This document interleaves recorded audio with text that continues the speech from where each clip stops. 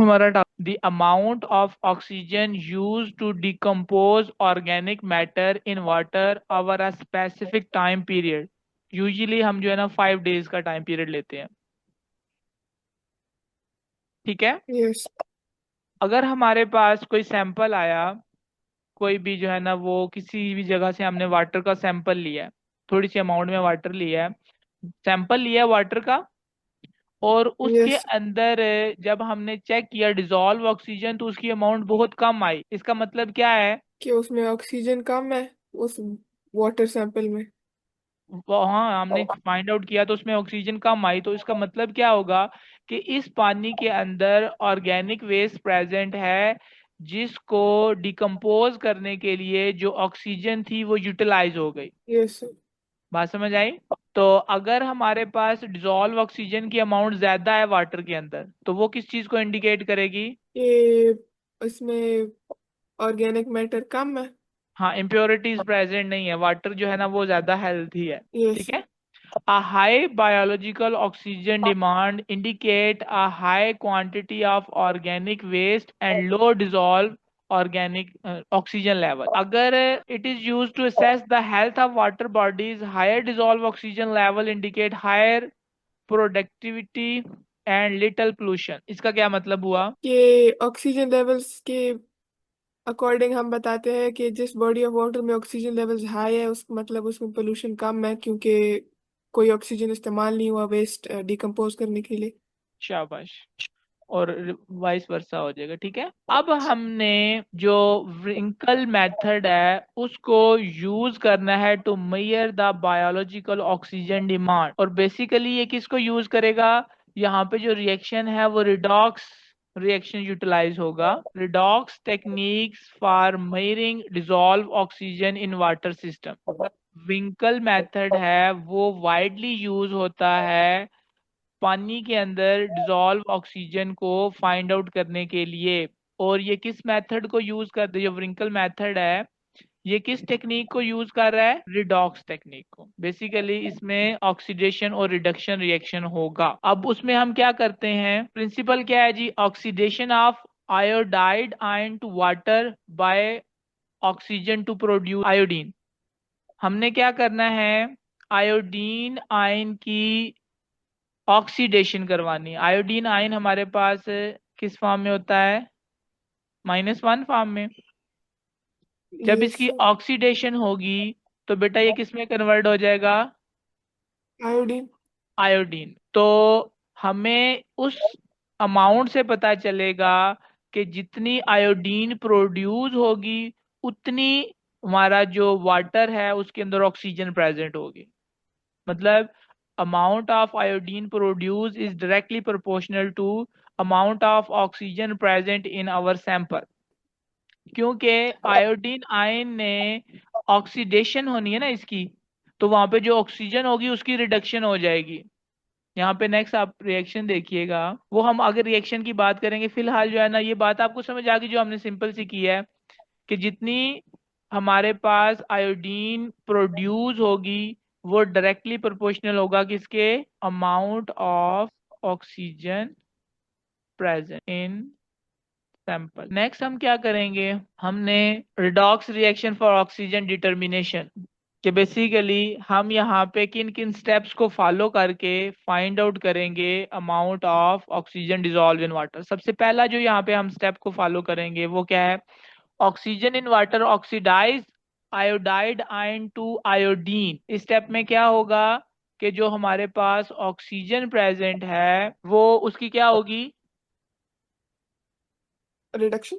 Reduction होगी। और iodine की क्या होगी? ऑक्सीडेशन होगी। ठीक है। बाद अब आयोडीन हमारे पास बन गई है, उसको हमने फाइंड आउट करना है उसकी क्वांटिटी कितनी प्रोड्यूस हुई है। उसको हम किसके साथ उसको हम कैसे फाइंड आउट करेंगे? By using titration method. Titration method पता है क्या है? ब्यूरेट चलेगा। लेते हैं हम। ठीक है। उस ब्यूरेट के अंदर जो है ना वो हमने क्या लेना है? Sodium thiosulphate. क्या लेना है? Sodium thiosulphate.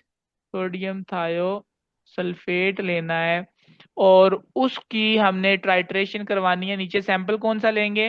वो वाटर जिसके अंदर हमने आयोडीन प्रोड्यूस किया है, उसी में तो हमने फाइंड आउट करना है कि कितनी आयोडीन प्रोड्यूस हुई है। तो यहाँ पे जो है ना वो आप सोडियम थायोसल्फेट से उसकी टाइट्रेशन करवाएंगे, और उस आंसर जो हमारे पास अमाउंट आएगी वो हमें बताएगी the amount of oxygen is determined based on the amount of iodine produce. इसमें जो मटेरियल हमें रिक्वायर्ड है वो क्या क्या है। हमने एक 300 सेंटीमीटर क्यूब की बायोलॉजिकल ऑक्सीजन डिमांड की बोतल, मतलब एक ऐसी बोतल लेनी है जिसका वॉल्यूम कितना होगा, हाँ ये 300 मिलीलीटर। और यस। हमने ऑक्सीडेशन के लिए MnSO4 मैग्नीज सल्फेट का सोल्यूशन लेना है, और अल्कलाइन आयोडीन अजाइड सोल्यूशन लेना है। ठीक है, ये कोई एक कंपाउंड नहीं है बेटा, ये मिक्सचर है। उसके अलावा हमें चाहिए concentrated sulphuric acid, potassium iodide का सॉल्यूशन, और सोडियम थायोसल्फेट का सॉल्यूशन। और ये जो स्टार्च सॉल्यूशन है वो इंडिकेटर है। अब इनको हम कैसे कैसे यूज करेंगे ये हम आगे डिस्कस करते हैं। ये आपने मटेरियल्स हमें रिक्वायर्ड हैं व्रिंकल मेथड के जरिए ऑक्सीजन को फाइंड आउट करने के लिए, डिजॉल्व ऑक्सीजन को फाइंड आउट करने के लिए। सबसे पहला जो स्टेप होगा वो हमने वाटर कलेक्ट करना है, वाटर का सैंपल कलेक्ट करना है जिसके अंदर हमने बायोलॉजिकल ऑक्सीजन डिमांड को फाइंड आउट करना है। ठीक है, अब इसमें बेटा एक बात आपने याद रखनी है कि हमने बेसिकली उस बॉटल को पूरा 100% फिल करना है, उसके अंदर कोई एयर प्रेजेंट नहीं होनी चाहिए, क्योंकि क्योंकि हमने जो ऑक्सीजन फाइंड आउट करनी है वो फाइंड आउट करनी है जो वाटर के अंदर प्रेजेंट है। तो अगर वहां पे एयर प्रेजेंट होगी तो फिर क्या होगा, हाँ चेंज कर देगी, जिसकी वजह से हमारा रिजल्ट एक्यूरेट नहीं आएगा। हमने बॉटल यस। ले ली, बीकर ले लिया, ऊपर से बीकर को इस तरह कुल 100% इसको फिल करना है। ठीक है, कोई भी एयर प्रेजेंट ना हो। उसके बाद हमने बेटा इसके अंदर क्या ऐड करना है, इसके अंदर हम ऐड करेंगे मैंगनीज सल्फेट का सोल्यूशन, कोई 2 ml ऐड कर देते हैं। 2 ml ऐड करेंगे तो कुछ ना कुछ वाटर जो है ना वो यहाँ से क्या करेगा, बाहर निकल आएगा। हाँ समझ आ रही है बात की, क्योंकि हमने इसको बिल्कुल एग्जैक्टली 100% फिल किया हुआ है। और फिर हमने इसके अंदर क्या ऐड करना है, अल, अल्कली आयोडाइड अजाइड। ठीक है, यस। वो हमारे पास वो भी कितना ऐड कर देना है जी, 2 ml ऐड कर दो या 7 to 8 ड्रॉप्स ऐड कर देने हैं। और फर्स्ट रिएक्शन होगा क्या कि हमारे पास ऑक्सीजन जो है वो ऑक्सीडाइज कर देगी मैग्नीज को, जो +2 से +4 में चला जाएगा। ये फर्स्ट रिएक्शन देखें, यहाँ पे हमारे पास जो मैंगनीज है वो किस ऑक्सीडेशन स्टेट में है, +2 ऑक्सीडेशन स्टेट है। और प्रोडक्ट में हमारे पास मैंगनीज ऑक्साइड बन रहा है, तो यहाँ पे -2 मल्टीप्लाई बाय 2 करें तो ऑक्सी मैंगनीज की ऑक्सीडेशन स्टेट क्या आ गई, यहाँ पे +4 आ गई। ये बात समझ आ गई है कि यहाँ पे मैंगनीज की ऑक्सीडेशन हो गई है।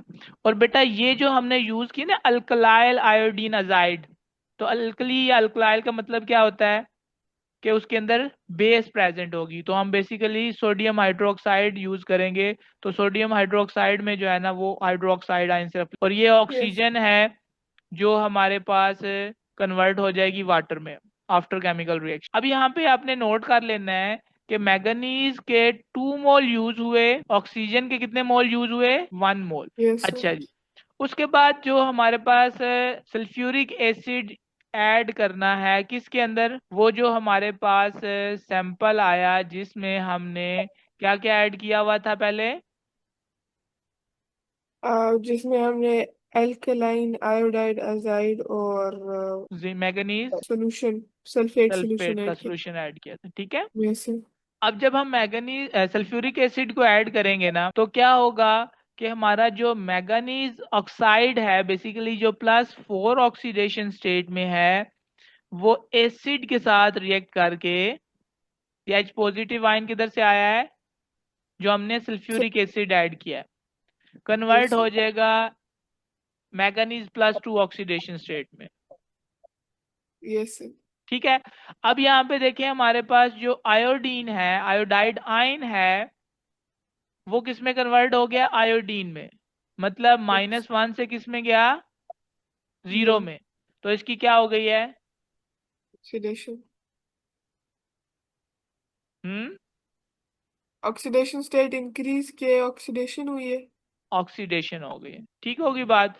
तो ये हमारे पास जो मैंगनीज आयोडीन आयन था वो कन्वर्ट होगा किसमें? आयोडीन में। आयोडीन में कन्वर्ट हो गया। ये बात भी क्लियर हो गई। Yes sir. अब ये आयोडीन कितनी प्रोड्यूस हुई है सॉल्यूशन के अंदर, मतलब हमारे पास जो सैंपल आया है उसमें आयोडीन ये जो इधर आयोडीन प्रोड्यूस हुई है ना, अब ये आयोडीन कितनी प्रोड्यूस हुई है उसको हम उसकी अमाउंट को कैसे फाइंड आउट करेंगे? हाइड्रेशन से। By titration. उसमें हम क्या करेंगे? सोडियम थायोसल्फेट को लेंगे ब्यूरेट के अंदर, और नीचे जो है ना वो हम क्या रखेंगे? सैंपल। Yes sir. और उसकी जो क्वांटिटी लेंगे, जो वॉल्यूम लेंगे, वो हम पहले से मतलब कैलकुलेट करके लेंगे। लेट्स सपोज हमने 20 ml ले लिया। ठीक है। और यस सर। हम जो एक और बात हमने कलर की बात नहीं की यहाँ पे बेटा, जब हमने ये ऐड किया है ना मैंगनीज सल्फेट और अल्कली अल्काय अल्कली आयोडाइड अजाइड, तो उस वक्त हमारे पास जो ये सॉल्यूशन होगा ना इसका कलर बेटा येलो होगा।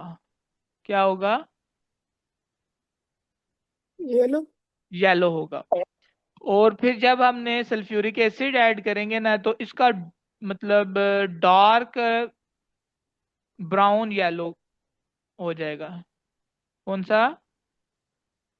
ब्राउन। ये लो। ब्राउन येलो क्यों हुआ? क्योंकि हमारे पास क्या प्रोड्यूस हुई है? Sulphuric acid. H positive iodine. Iodine. Iodine produce हुई है। ठीक है, आयोडीन का कलर कैसा होता है? डार्क ब्राउन होता है डार्क। ना। ठीक है। Yes sir. उसके बाद हमने जब यहाँ पे सोडियम थायोसल्फेट को ऐड करेंगे ना यहाँ पे इसके अंदर जो सैंपल ऑफ वाटर लिया है, तो पहले इसका कलर जो है ना वो थोड़ा सा हमने येलो कर लेना, लाइट येलो। ठीक है। Yes sir. उसके बाद हम क्या करेंगे? इसके अंदर ना स्टार्च को ऐड करेंगे। स्टार्च बेसिकली इंडिकेटर है। स्टार्च क्या चीज है? इंडिकेटर। इंडिकेटर है। जब हम बेटा स्टार्च ऐड करेंगे ना तो जो हमारा सैंपल है ना उसका सॉल्यूशन हो जाएगा ब्लू। क्या बात मैंने की? जब स्टार ऐड करेंगे तो सॉल्यूशन का कलर ब्लू हो जाएगा। सॉल्यूशन कलर ब्लू हो जाएगा। फिर हमने ऊपर से सोडियम थायोसल्फेट को ऐड करते जाना है और उतनी उस वक्त तक ऐड करते रहना है जब तक सॉल्यूशन का कलर जो है ना वो वाइट नहीं हो जाता, क्लियर नहीं हो जाता। Yes sir. जब वो क्लियर हो जाएगा तो हम क्या करेंगे? जो सोडियम थायोसल्फाइड की अमाउंट यूज हुई है ना वो फार्मूले के अंदर इट्स यूज करके हम फाइंड आउट कर लेंगे कि इतनी आयोडीन जो है ना वो प्रोड्यूस हुई है। और वो यस जो सर। आयोडीन प्रोड्यूस होगी वो हमें क्या बताएगी? कि ऑक्सीजन कितना है, उस सैंपल में ऑक्सीजन लेवल्स कितने थे। सैंपल में oxygen, iodine is treated with sodium thiosulphate to determine oxygen level. यहाँ तक बात क्लियर होगी बेटा? Yes sir. अब मैं ना एक छोटा सा